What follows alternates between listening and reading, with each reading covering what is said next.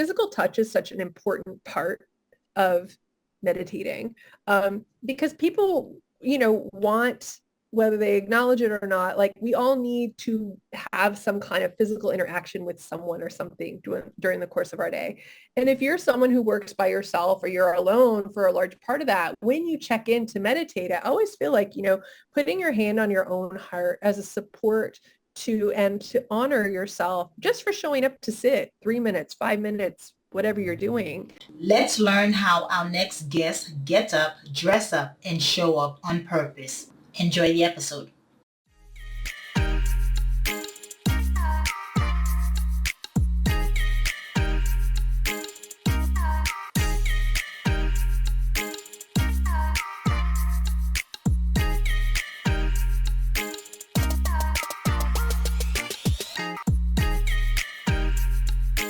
Hello, morning enthusiasts. Welcome to the Best Morning Routine Ever podcast. I am your host, Dr. Lunid, and today I am elated and excited to have a very special guest to the show, Angela Stubbs. Now, her path to mindfulness began as a writer, where she merges Eastern philosophy with storytelling. And today we're going to talk about her book, but her journey deepens through Holocaust research and transformative experience she had in Paris.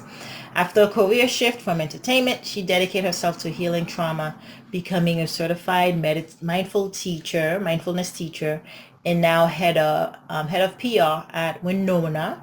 She combines her passion for guiding women through the challenges of menopause and menopause. So I'm excited to dive into all that and along with her book. So with no further ado, Angela, welcome to the show. Thank you so much. I really am happy to be here and to talk about Winona and all things menopause and, the background that I have and how I got here. So I'm happy to hear all the questions you have. Yeah, let's start with the name of it. I know offline you were telling me it's like Indian, the Winona, and of was it younger daughter? You mentioned. Firstborn daughter. Yeah. Yeah. So Yeah. tell us about the name and how it is so fitting with what you do. Well, so I think our founders were very intentional when it came to naming the company. You see a lot of and I think it's I always laugh, when these like female products come out or female companies and it's like Lucy or Grace or something that's always just sort of, like something you would see on a tampon ad that you feel like it's very stereotypical and, Blossom and it's fine. But I think that when we were naming Winona, we were really trying to think of a name that would encapsulate sort of the energy of and the wisdom of women. And the word Winona in Sioux, which is an Indian based tribe, has this name Winona, which talks about the firstborn daughter and the wisdom inherent in women who are sort of leading the pack. And it's not to say that other women who are not firstborn don't have that inherent wisdom, but certainly if you think about the trailblazing that comes with being a firstborn, a lot of, our siblings follow in the steps of the eldest, right? But Winona, I think, really likes to focus on, how we empower women from the youngest to the eldest, to the firstborn. So yeah, that's where Winona comes from. Yeah, that's fantastic. I like that name as a firstborn from my mom's side. I can appreciate the reference Yeah. to the trailblazing aspect of it. And Yeah. for yourself, I know you've had experiences, you've been doing research. What led you to Winona? Tell us about the background that kind of led you here.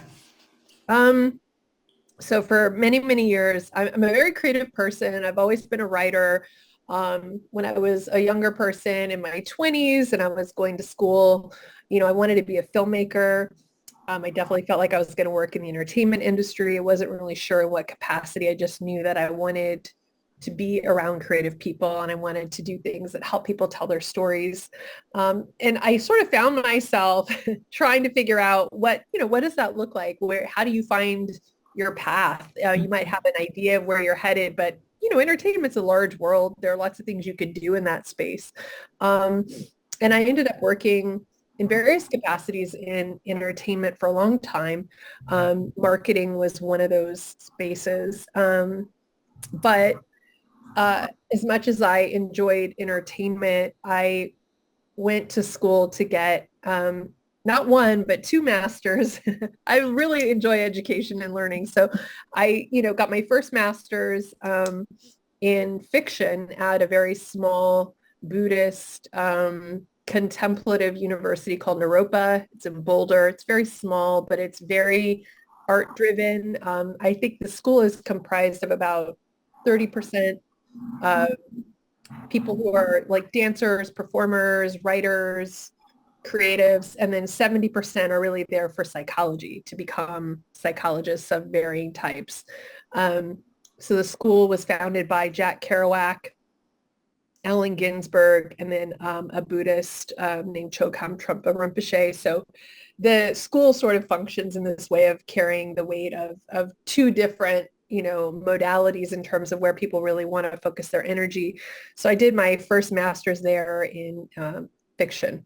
And then I really felt like I wasn't done studying and was in the process of studying to do a PhD. I ended up getting a second master's and going to NYU in Paris and getting my second degree in poetry. So at the heart, I'm a writer through and through, but along with the writing comes a real strong desire on my side to tell people's stories and to support people, and not just people, but women specifically. And when I left working in television, I really felt called to kind of reevaluate the direction that my life was taking. I think I felt like I wanted to do something that had more, for me, that had more meaning, that could affect change, that could really help women. And in COVID, I found myself experiencing some sort of unknown, at the time, unknown symptoms that were really concerning to me. I remember spending lots of time and money going to physicians to see what was wrong with me. And come to find out, I was just in perimenopause, but I didn't know that because in my life and growing up as a Gen X person, I didn't know that some of the things I was experiencing were perimenopausal symptoms. So, I found myself at a heart specialist and at an internist and at all kinds of doctors trying to figure out what was going on with me. And I found Winona. It was COVID, and when no one could really go see a doctor in person, it was in my Instagram feed. Actually, it was how I found Winona, and I was a patient first, and I started taking the medication that Winona offers to women who are in perimenopause and menopause through their telehealth platform, and probably, I want to say it was pretty quickly, within about maybe 3 months, they had a call. They needed marketing help. And I remember thinking, well, I'm going to put my name in the hat. And I'm a firm believer that, what's meant for you won't pass by you. So I thought, well, let's just see. If it's for me, then it will be for me. And it was. So I was hired on as a producer and was working with the VP of marketing, creating content. And it was a small team in the beginning. It was a startup. It had been around for about a year when I came on board. We're now just over 3 years old. So I started out as a producer, and my role has evolved into being the head of public relations. So I really enjoy that because I get to promote the things that Winona is doing and the things that we care about as a business.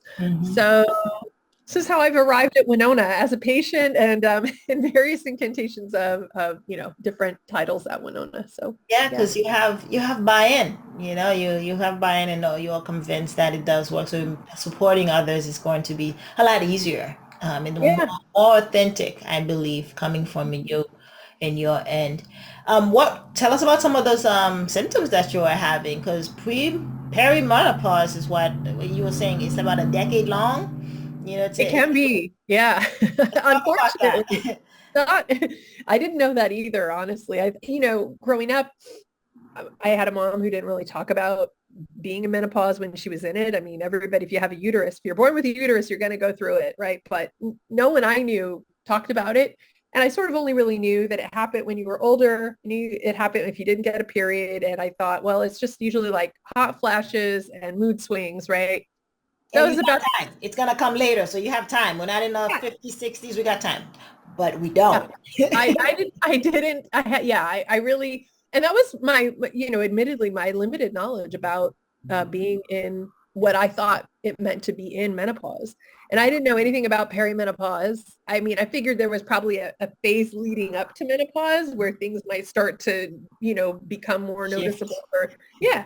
But I really didn't think it would happen in your 40s. Certainly it can happen even into your 30s, but I didn't know that.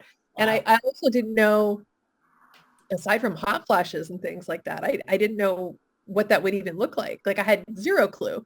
Hmm. So what was Like a lot happening? of people, like a lot of women. So you're Yeah, not alone. it was it was a rude awakening. I started having heart palpitations, Mm. and when I would go to sleep at night, my heart was doing this jumpy, fluttery thing, and it was making me very anxious. So as you can imagine, having something crop up as a symptom already is troubling because you don't know why you're having it. But then worrying about why you're having it makes there's another problem now. Now you have anxiety about why you have a problem that you don't know what it is and why is it here. And it was still COVID. And I remember Right. thinking, hey, is it COVID? Is it my heart? Is it anxiety? Is it all of these things? Is it because of COVID? Is it not because of COVID? So I had a lot of unanswered questions.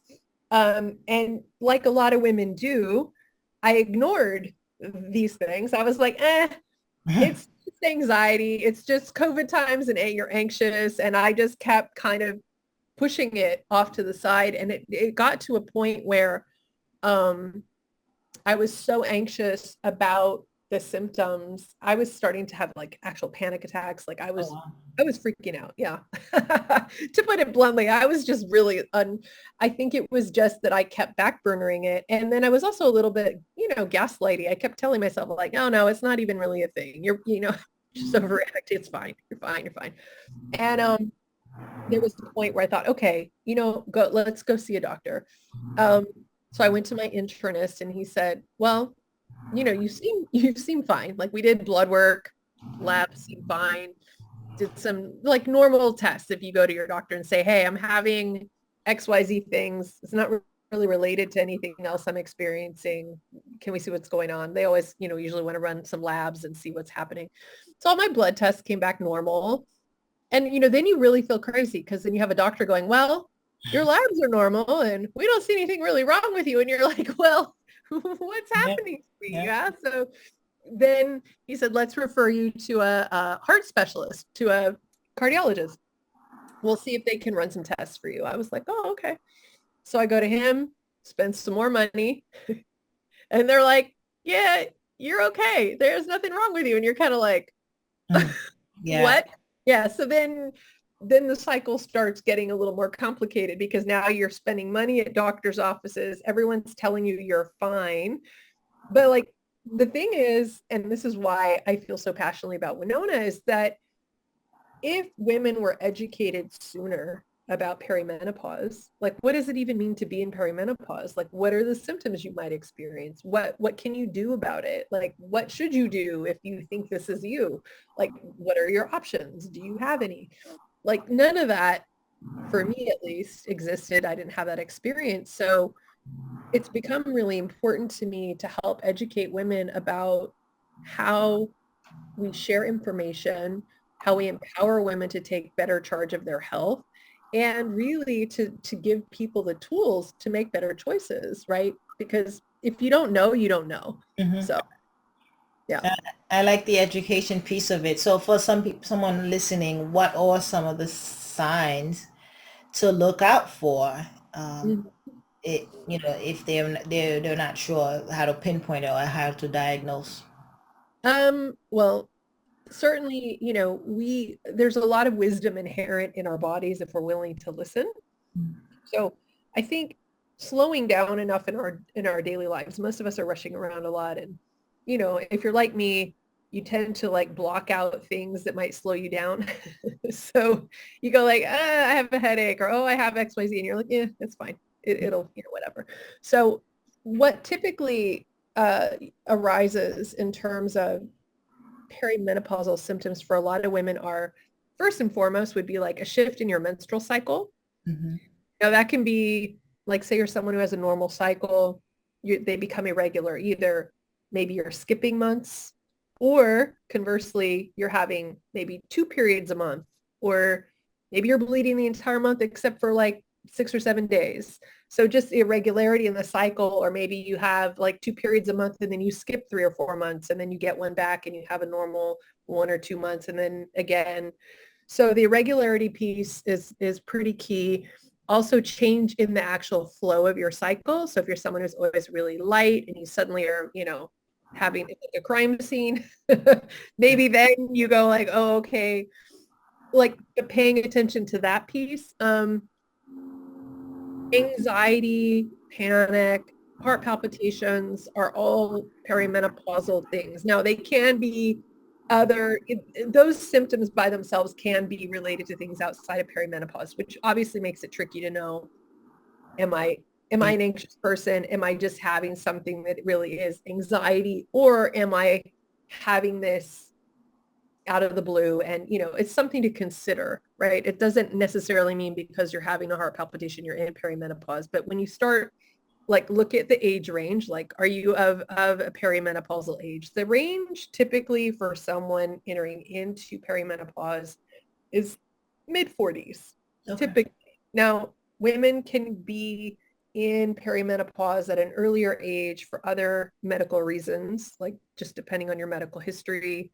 Certain things can like push you into an early menopause, like if you have a hysterectomy at a younger age, or you have some reproductive health issues, um, it can definitely put you into menopause. Women who get cancer, who go through chemo, almost always end up going into early menopause, for whatever reason, any kind of cancer, doesn't matter. So there are lots of things that can kind of unfortunately punch you into menopause early, but the perimenopause piece, I would say ballpark, I have a college roommate who was like in menopause by the time she was 40. It's pretty early, Crazy. but it happens, right? So it's not everybody. That's not my experience. But so it's not necessarily check a box. Oh, if you're 45, you'll be in perimenopause. If you're 38, you won't. You have to sort of listen. I think the other things too that start happening, some like lesser symptoms, if you will, are hair loss. Mm. Like if you start washing your hair and you're noticing that like it's coming out more, Yeah. that's something. Really excessively dry skin. So it doesn't have to be just like hands, arms, legs. Like if your skin is typically oily and you're noticing like my skin is more dry, like overall, like vaginal dryness too. If you have like somehow excessively dry skin, but that also includes reproductively in the areas where you wouldn't normally be, noticing that as well. Um, Decreased libido. Like if you suddenly aren't interested in sex, you're just sort of like could take it or leave it, and that's not normal for you. That's something. Um, Sometimes people report having like some gum issues, dental gum related problems, um, bad breath or dry mouth, like Mm. excessively, not just like you you have a day where you maybe, went out the night before, you had a couple cocktails, you're dehydrated, not that, like excessively dehydrated or excessively having like dry mouth where you're constantly needing extra water that you're carrying around, things like that. Um, but there's actually a lot of subtle symptoms that are part of perimenopause. And on the Winona website, we have a free downloadable e-guide that is 130 plus perimenopausal symptoms. Mm. So as you can imagine, there are a lot. um, I didn't know any of them prior to working at Winona. I'm now pretty educated on that, but I would say, keeping track, if you start to notice things that are a little amiss, symptom wise, just keeping some kind of a checklist for yourself about what you're experiencing, so that when you go to your gynecologist or you go to your OBGYN, you can say, hey, for the past 3 months, these things have been happening. What do you think?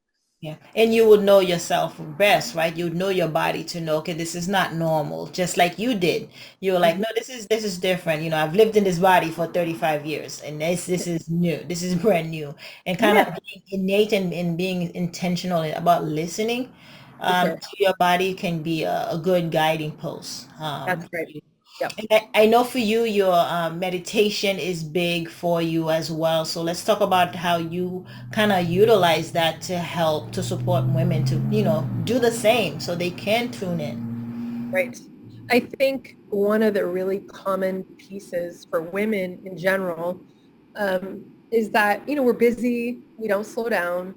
And then the other part of it is, I think we're our own worst critic.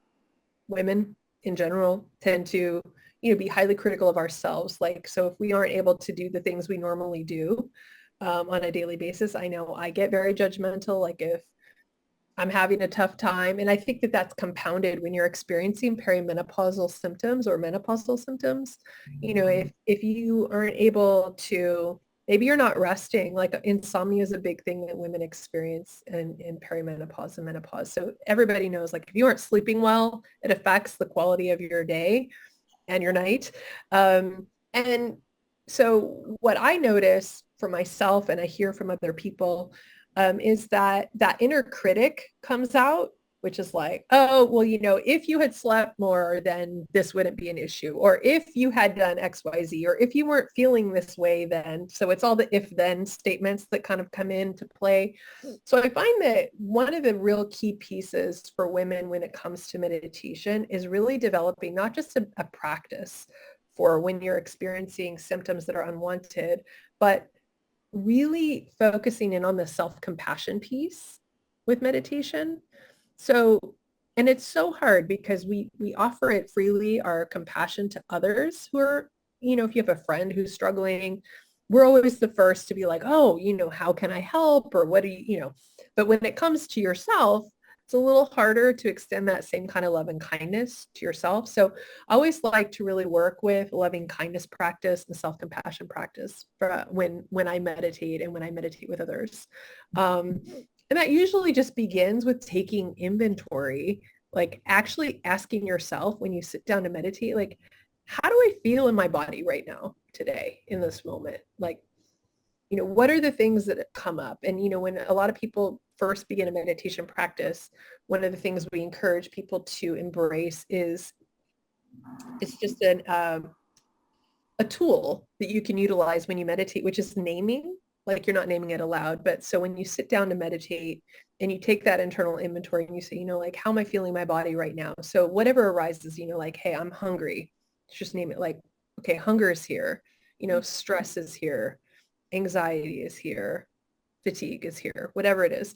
And the idea of naming is so that we're not attaching to the thing itself with judgment, right? It's just noticing what you notice. So that this is something present with you in that space at that time, and knowing that it's just here like as a visitor for this meditation, right? So really getting women used to just noticing what's there, not attaching a story to it, a judgment to it, and then just sort of moving on and like letting that be the first and primary step of that meditation process is usually where we start. I like that naming aspect of it because as you were talking, a light bulb went off for me. It's like, well, you're gonna show up different every day, and that's okay. You're depending on what's going on. The fatigue could be there from a long week. It could be from mothering. It could be from running the business, and so that self-compassion just kind of it reeled in for me to understand that it's okay to show up different every day and just kind of accept that beautiful woman that does show up and show Right. that same kind of compassion, kindness that you would have if it was a friend, if it was another person. Mhm. I ask myself this all the time when I think about, I don't even think, on a conscious level, it's such an autopilot thing that the way that I think I speak to myself and the way that I actually do is so different. Like I think that I'm much more kind to myself than I really am, because that inner critic, that ugly inner critic, is there all the time. Like with that little unwanted commentary, I like to think of it as the Karen that no one wants. Like we're good. We don't need you. We don't need you to pipe in today. Thanks so much. We're good. Yeah, don't need you. We don't need your commentating today. Thank you. Oh, because Bye. it's really unhelpful and you really just walk away feeling like garbage. And I think when I have women and friends, family, my sister, anybody, my mom, people who share things with you, I always think like, well, how do I respond to them when they come to me with things that they're struggling with? I'm always like, oh gosh, like, well, have you thought about this? Or, how are you feeling with that? Or just even being a listener. And if I come to the table with some of these same issues when I sit down and that inner critic is like, well, da, da, da, da, da. And I think this is not how I would speak to anybody that I care about. So top of list should be you, right? But it's just not, it's not your first instinct to sort of address yourself in that same manner. So my task, especially if I lead anybody else, but certainly just for healthy day-to-day living, is really stopping and pausing to say like, okay, what do I need today? Like I often do a lot of like hand to heart exercise when I meditate or I instruct people to do this because people like, especially if you live by yourself or you work all day by yourself, like checking in, like physical touch is such an important part of meditating because people, want, whether they acknowledge it or not, like we all need to have some kind of physical interaction with someone or something during the course of our day. And if you're someone who works by yourself or you're alone for a large part of that, when you check in to meditate, I always feel like, putting your hand on your own heart as a support and to honor yourself just for showing up to sit 3 minutes, 5 minutes, whatever you're doing. Like, hey, I see you. I value you. I recognize that you're here. I recognize today is a great day. It's an easy day. It's a hard day, whatever it is. But just hand to heart and like honoring that and feeling, even if it's your own hand on top of the other, honoring and pausing for you to be there the same way that you would like pat someone on the shoulder or hug somebody. You can also offer it to yourself. So really finding ways that you can show up for you when you sit to meditate, I think is so important, especially in menopause, because we're already so unhappy, right? When you're experiencing all these things that are unwanted, it feels like a punishment. I think that there's this churn that happens for women that are feeling discontent in their bodies just because of something that we have no control over in terms of our experience. So it kind of brings it back to the self to say like, I have autonomy in this moment to decide how I want to interact with how I'm feeling. Mm-hmm. And I know storytelling is huge for you, especially as being a poet and a writer. How do you empower women to kind of tell their story and use storytelling to kind of use that to be therapeutic and meditative in a way? Hmm. I think, everybody has a story, whether we consider ourselves storytellers or not, right? Everybody has a story to tell. And I think that the best thing about sharing stories is the way that building connectivity and community through storytelling is so, so powerful. Women, I mean, people in general, not just women, but people in general want to feel seen and heard. And I think one of the ways that that happens is when we see reflected back in one another some kind of connective tissue or commonality, whether that's through what we look like, where we live, what we do for a living, how we interact, experiences that we have on a daily basis in our health, in our marriages, in our relationships, in our work life, whatever it is.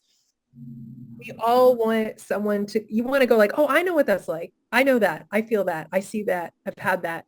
Because then there's this nice connection that you sort of inadvertently make just by sharing something that's happening to you, something that's happened to someone because it really builds this just inherent community in the storytelling by itself. Like I feel like women end up going like, oh, I really, it's like, why do you like going to a yoga class? Why do you connect with this teacher versus somebody else or this doctor versus somebody else? Because there's some aspect of them that you see reflected back. There's a vulnerability there that you recognize, or there's a sameness. So it's in the sharing that we make those connections. So without the sharing, it's harder to connect, Mm-hmm. right? So I think it's something that all of us can do. It's just whether or not you feel comfortable doing it. And I think, surrounding yourself with other people that you feel comfortable sharing is obviously step one, but like knowing that any little bit that you have to share with somebody impacts them, has the ability to really shift and change the situation for better. Yeah, and storytelling is like embedded in the fabric of who we are, right? That's how history is passed down. That's how culture is passed back down in that bond and connectedness that Yeah. you spoke of. Yeah. Let's talk about your morning routine. How do you get up, dress up, and show up? Ugh. Well, that depends. How hot is it outside? Uh, I think, well, Los Angeles isn't always hot, but it's warmer here. Um, I think getting up for me, what I've learned about myself is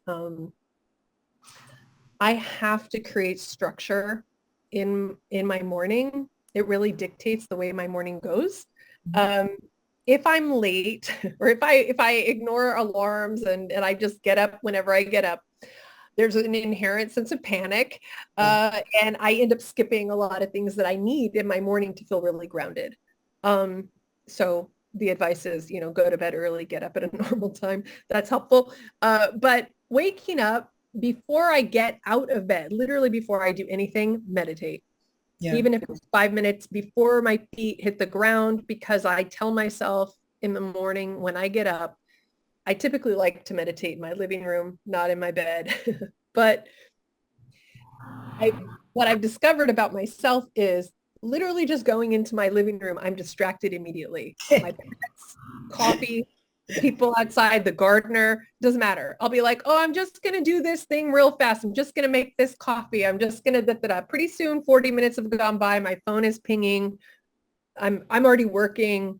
Forget the morning. It's already happening. And I have not meditated. I've not done so meditation, one, that's in bed, a minimum 5 minutes. If it's a busy day and I'm already off to the races, I'm like, okay, pause, because that's going to really, that piece just by itself helps so much. Um, if I have 30 minutes, it's hopefully 30 minutes, but at the minimum 5, then it's, come out, feed the cats, and then make the coffee. While that's happening, I usually like to sit and do, it depends on, again, how much time, but I typically like to do a little chant. I do some chanting in the morning. So that's good. I like that a lot. I feel like it's really good. Opens up the throat chakra, gets things moving. And to just set a couple intentions for my day about how I want it to go. Sometimes that's different depending on the day too. Sometimes it's just something I'll tell myself. I have a 5-minute journal, like a lot of people, a gratitude journal. The days that I remember to do it, those are good days. It's on my desk. I see it every morning. Some days I'm like, yeah, sit down and do that. If I don't, it just, yeah, there's a window in which these things all happen. And if they don't happen, they don't happen at all. But the goal is, yeah, writing down 3 things I'm grateful for every day. Anything, doesn't matter. And at the end of the day, I'm good at the end of the day because it's nighttime. I'm a nighttime person, but writing down at the end of the day, 3 things. Yeah, the distraction piece is real because the day it runs away with you. It gets away from you. I mean, like if you have cats, you got to feed them. Then that's another distraction if you don't meditate before you step outside. And Nope, we have a toddler at home, and if I don't step like a ninja, and then she hears the crack on the floor, she's up, and then boom, there goes the morning. that's it. The meditation piece is very key, and actually one thing that I suggested to a lot of our listeners, and I wrote a blog about this in an episode, was for me 80% of my morning routine is done in bed. The Yeah. journaling, the meditation, the drinking a glass of water right next to the bed, the actual audio book I listen to, the affirmations I listen to, me laying there for 30 minutes while after waking up, my husband is still asleep, and it's been imperative. If I could work out in bed, I would. That's the only thing. Yeah. Well, and that's the other piece, right? I usually, and it's hard. The harder part for me is at this age, I'm 49, and I feel like sleep is really important. I love sleeping. It makes me a nicer person along with coffee. But I feel like if it's warm in the morning, I have up until about 8:30 to get out of the house. I like to go for about a 3-mile, 3.5-mile walk in my neighborhood. I love my neighborhood. It's beautiful. People walk their dogs. I don't have dogs, but I like to go for my walk outside. But it does get really warm in the summer months. And if you don't get out before like 8:30, you're not going out. So if I'm late, then there's no walk, which also I think I really like grounding outside. I feel like having, that connection with being outdoors, being in nature. I mean, even though I live in Los Angeles, like my neighborhood's very suburban, and I really, really enjoy walking outside. I see my neighbors, I see their pets. I love animals. I love to be outside in the morning. And it's also a good way for me just to ground in and have some time to myself before the day starts, meetings start, calls, the whole nine, because like, it's off to the races and it just depends. So my goal has been sort of bartering with myself about sleeping in extra and not walking, or getting up early and walking. And like, it's sort of a trade-off. Some days I think it's better to get out the door and get outside, even if I'm a little more tired, That's or sunlight. yeah, do the extra sleep and then don't do the outside. Then I always regret that a little bit more, but I feel like, some days you need the sleep. So Yeah, that sunlight really helps as well. Waking your body up, getting that vitamin D straight yeah, away. So yeah, and then it goes down to listening to the body, right? It's gonna tell you what it needs to feel always. its best. So that's the beauty of our magical, wondrous body. Angela, tell us, where can we connect with you? Where can we find you? Well, right now you can mostly find me at Winona, bywinona.com, or actually, I think you can find us now just at winona.com. Um, I host a uh, webinar, a live Q&A session with our medical director and our chief medical officer the last Thursday of every month. 4:30 PST. You can come and bring any of your menopause questions and have them answered by our doctors. I'm there moderating every month. And we are also offering a lot of virtual workouts at Winona for women who want to um, get in some kind of physical movement. Maybe you don't have time, maybe you don't belong to a gym or a yoga center or a whatever meditation space. We offer monthly free events, so you can definitely keep your eye on all things at Winona. And for myself, I usually my job predominantly it takes up most of my time. So I will say that teaching privately and things like that, a little harder at the moment. I haven't had a lot of extra free time to be doing things on my own. You definitely in the next year can keep an eye out for a poetry collection coming from me. So that would be something that I would probably publicize on my own personal Instagram, which is, Ange D 1975. That's my that's my handle. I have a website too. It's at angelastubbs.net. But I think for all things menopause, definitely want to visit winona.com. There are a lot of things on Winona. If you want to come to any events that we're doing, you'll definitely see me at all of those. I handle all of our events in addition to the PR and the educational pieces. So if you live in Southern California, um, definitely you can find me there. We're also going to be in New York in October doing a She Leads Media event. We're sponsoring it, and I'm going to be moderating a panel with some really amazing physicians and authors. So it's going to be a really great space to highlight entrepreneurs, female entrepreneurs, and health and wellness. Fantastic. Thank you so much for sharing. It's been a delight having you on. Really Yeah, appreciate it. thank you. I've really enjoyed it. Awesome. Hope you enjoyed today's episode. Please comment and tell us what was your favorite part, your favorite habit that you are going to try out for yourself today. Comment below. If you haven't already, be sure to subscribe. Until next time, I will see you at the top of your best morning routine ever. Stay blessed.